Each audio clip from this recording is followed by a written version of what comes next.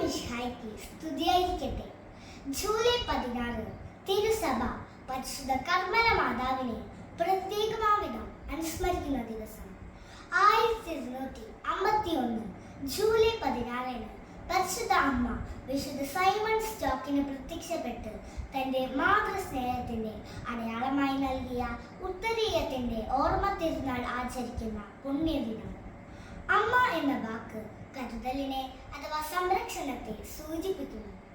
ഇന്ന് കർമ്മല മാതാവിന്റെ തിരുനാൾ ആഘോഷിക്കുമ്പോൾ ഈശോയും തിരുസഭയും നമ്മെ ഓർമ്മപ്പെടുത്തുന്നത് നമുക്ക് കരുതലേകാൻ, സ്നേഹമേകാൻ, സംരക്ഷണമേകാൻ നമ്മോട് കൂടെ ചേർന്നു നിൽക്കുന്ന ഒരു അമ്മ നമുക്കുണ്ട് എന്ന ചിന്തയാണ്. എന്നും നമ്മോടൊപ്പമായിരിക്കാൻ കുറുക്കു വഴിയായി ഈശോ ദിവ്യകാരുണ്യം തിരഞ്ഞെടുത്തപ്പോൾ പരിശുദ്ധ അമ്മ തിരഞ്ഞെടുത്തത് ഉത്തരീയം എന്ന കുറുക്കു വഴിയായിരുന്നു.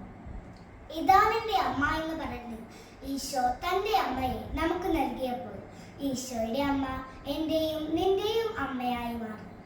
അമ്മയുടെ ജീവിതത്തിൽ ഒട്ടേറെ ഗുണങ്ങൾ വിളങ്ങി നിൽക്കുന്നുണ്ട്. ഒന്നാമതായി, യാതൊരു പരാതിയോ പരിഭവമോ പറയാത്തൊരമ്മ. ഉണ്ണീശോയ്ക്ക് കാലിൽ തൊഴുത്തിൽ ജന്മം കൊടുത്തപ്പോഴോ ശിശുവിനെയും കുട്ടി ഈജിപ്തിലേക്ക് പോവുക എന്ന് പറഞ്ഞപ്പോഴും അമ്മ യാതൊരു പരാതിയോ പരിഭവമോ പറഞ്ഞില്ല. പലപ്പോഴും നമ്മൾ മാതാപിതാക്കളോട് കുഞ്ഞു കാര്യങ്ങൾക്ക് വാശി പിടിക്കുമ്പോഴും ദേഷ്യപ്പെടുമ്പോഴും അമ്മയുടെ ജീവിതം നമുക്ക് മാതൃകയാകട്ടെ. രണ്ടാമതായി, മറ്റുള്ളവരുടെ ആവശ്യങ്ങളിൽ അവരെ സഹായിക്കാൻ ഓടിയെത്തുന്ന ഒരമ്മയെ നമുക്ക് ബൈബിളിൽ കാണാം. തന്റെ ഇളയമ്മയായ എലിസബത്ത് ഗർഭിണിയാണെന്നറിഞ്ഞപ്പോഴും കാനായിലെ വിവാഹ വിരുന്നിൽ വീണ് തീർന്നു പോയപ്പോഴും അവരെ സഹായിക്കാൻ അമ്മ ഓടിയെത്തി. പഠിക്കാനും മറ്റു വിധത്തിൽ ബുദ്ധിമുട്ടനുഭവിക്കുന്ന ഒട്ടേറെ കൂട്ടുകാർ നമുക്ക് ചുറ്റുമുണ്ട്.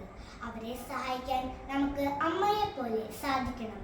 ജപമാല എന്ന ആയുധം കൈകളിലേന്തി ഉത്തരീയം ധരിച്ച് കർമ്മലയിലെ പരിശുദ്ധ അമ്മയോട് ചേർന്ന് ആ മാതൃവാത്സല്യം നമുക്ക് അനുഭവിക്കാം.